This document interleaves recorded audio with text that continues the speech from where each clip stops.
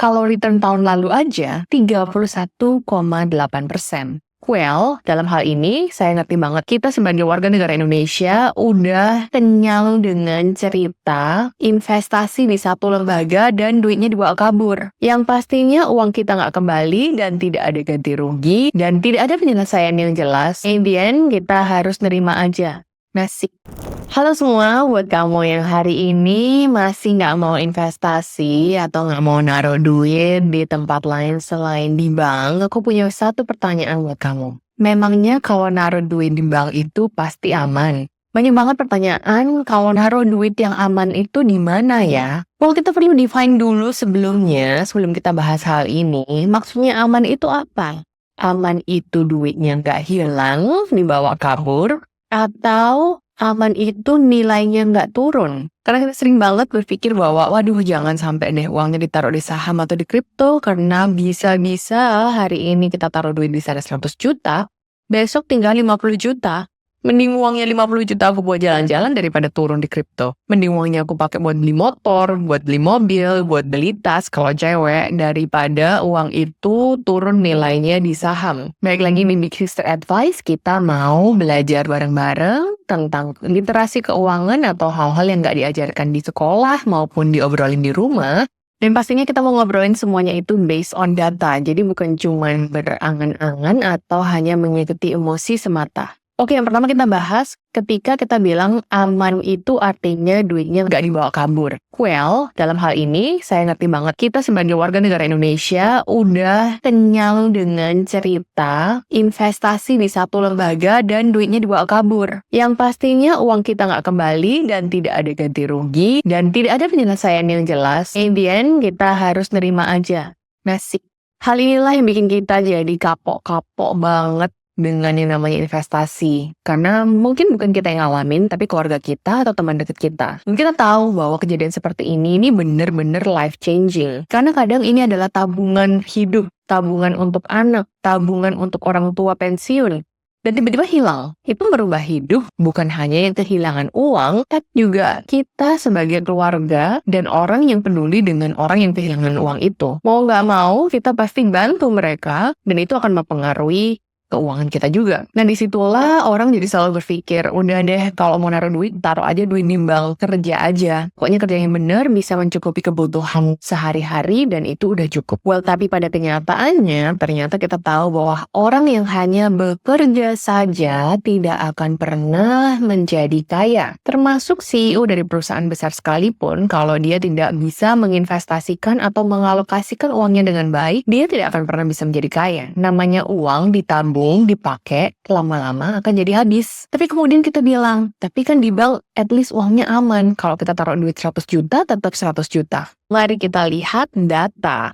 Berdasarkan sejarah negara Indonesia, pada saat kita punya krisis keuangan di tahun 97-98, ada banyak bank yang dilikuidasi di Indonesia. Tahun 2005, ada pembentukan lembaga penjamin simpanan. Tujuannya adalah untuk melakukan proses likuidasi bank gagal supaya bisa dilakukan secara berkala. LPS ini menangani bank-bank yang izin usahanya dicabut oleh otoritas, terutama pada segmen Bank Perkreditan Rakyat atau BPR. Nah, dari tahun 2005 sampai dengan tahun 2024, LPS sudah likuidasi lebih dari 130 bank gagal. Contoh terakhir adalah pada kuartal 2 2024 kemarin, ada 12 BPR yang dilikuidasi. Antara lain ada Koperasi Jasa BPR Wijaya Kusuma, PT BPR EDC Cash, BPR Aceh Utara, BPR Bali Arta Anugrah, BPR Dananta, BPR Bank Jepara Arta, dan lain-lain. Well, memang sih dengan adanya LPS ini, dana dari nasabah itu memang akan balik. Biasanya dalam kurun waktu 90 hari. Tapi balik lagi, kita melihat bahwa ketika ada likuidasi, berarti uang kita tidak bisa ditarik selama 90 hari atau selama 3 bulan. Buat orang yang naruh tabungan aja, yang memang duitnya nggak dipakai di bank, mungkin hal ini nggak masalah. Tapi buat orang yang menggunakan bank ini sebagai transaksi setiap hari, ini bisa jadi problem besar. Dan di luar likuidasi, kita juga tidak boleh melupakan yang namanya inflasi. Jadi kalau hari ini kita taruh uang di bank 100 juta, dengan inflasi 5% per tahun, uang yang nilainya 100 juta rupiah dalam 1 tahun kalau kita diemin, itu akan berkurang daya belinya sebesar 5%, yaitu 5 juta rupiah. Jadi 100 juta, tapi tahun depan daya belinya hanya 95 juta. Uangnya nggak hilang ya, uangnya tetap 100 juta, tapi daya belinya jadi 95 juta.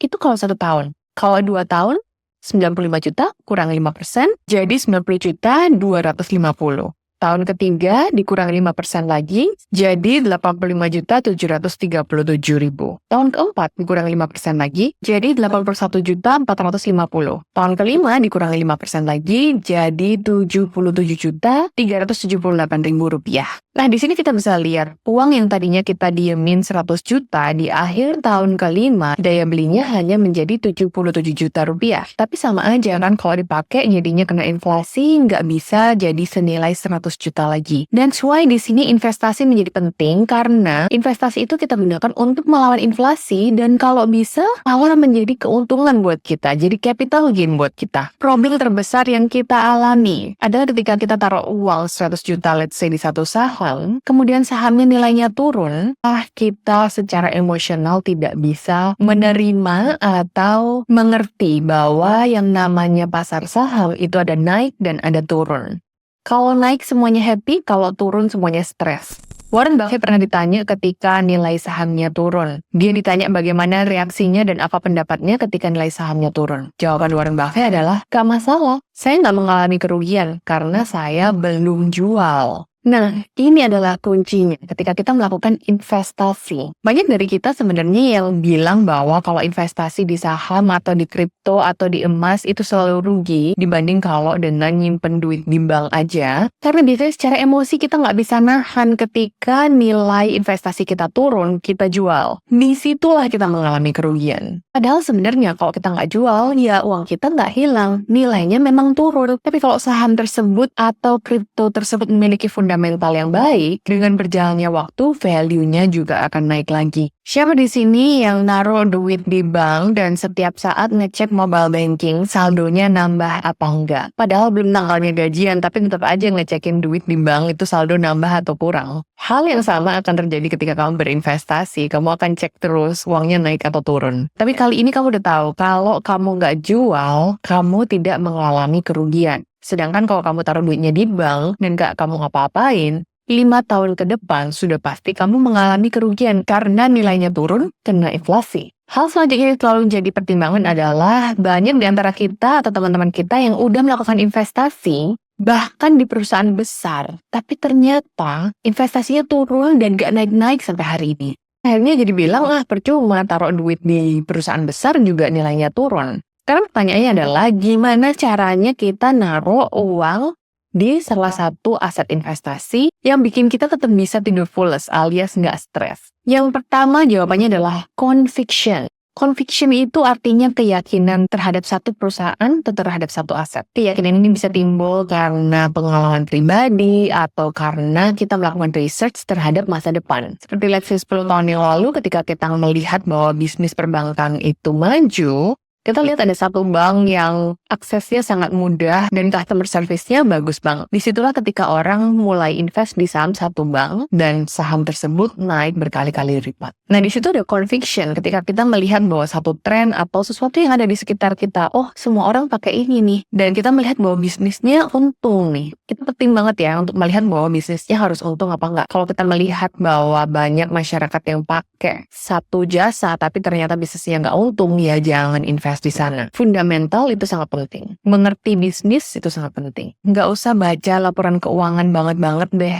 Yang penting ngerti kalau bisnisnya untung dan trennya memang ke sana. Ngerti dikit tentang makroekonomi, apa yang terjadi di dunia. Apakah lagi ada perang, apakah ada perang tarif, apakah ada pergantian presiden, dan lain-lain itu sangat penting. Oke, yang kedua, tidak harus invest di saham Indonesia. Kalau kita mau research, ada satu ETF namanya S&P 500 atau SPY.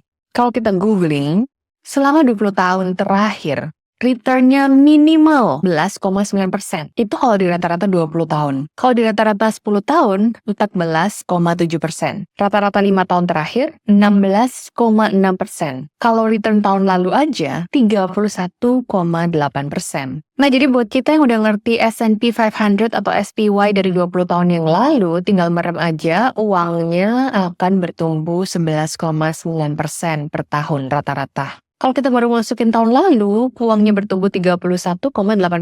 Otomatis kita nggak bisa expect untuk kenaikannya akan tetap sama ya. Tapi ini adalah market yang lumayan stabil dan kita bisa taruh duit di sana. Nggak hanya S&P 500, kalau kita mau taruh duit kita di emas juga bisa. Dan pertumbuhannya juga bagus. Tapi jangan lupa bahwa pertumbuhan itu ada naik, ada turun. Namanya pasar itu memang ada naik dan turun. Tapi selama kita punya conviction yang besar terhadap satu aset tersebut, nggak usah panik. Ini kan rata-rata orang Indonesia sukanya emas. Kalau kita yakin emas itu harganya nggak akan turun dan akan naik terus, kalau misalnya ada pandemi, emas itu akan terus ada dan bisa jadi media untuk barter, ya udah taruh duitnya di sana dan jangan pusing ketika nilainya turun karena nanti juga akan naik lagi. Yang ketiga, yang juga nggak kalah penting, pastikan bahwa uang yang kamu investasikan bukanlah dana darurat ataupun uang untuk biaya hidup kamu saat ini. Kalau kita taruh uang untuk biaya hidup kita saat ini, biasanya kita sebut itu dengan uang panas. Jadi kita berharap kita mendapatkan keuntungan dengan cepat supaya kita juga bisa secara cepat menikmati hasilnya. Nah, itu big no-no dalam investasi. Uang yang kita taruh di investasi pure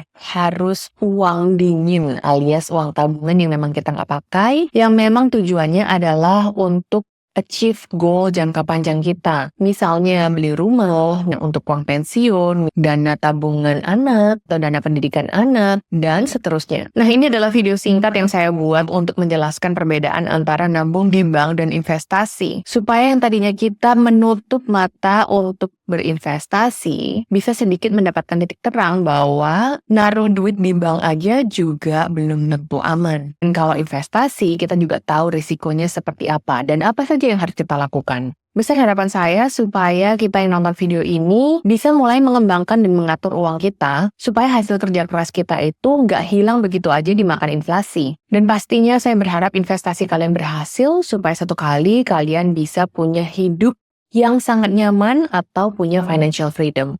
Kalau kamu punya teman atau keluarga yang masih takut dengan investasi, please share video ini ke teman dan keluarga atau orang-orang yang kamu peduli supaya kita bisa sama-sama bertumbuh baik dalam pemikiran kita dan juga dalam literasi keuangan. If you find this video helpful, please help to like and subscribe. It will mean a lot to us. Jangan lupa juga buat kamu yang punya pengalaman investasi, please share pengalaman kamu di kolom komentar karena saya yakin dan percaya dengan semakin banyak kita sharing, semakin banyak orang yang bisa belajar dari pengalaman kita. Sekali lagi thank you buat yang udah nonton video ini. This is Big Sister Advice. See you in the next video.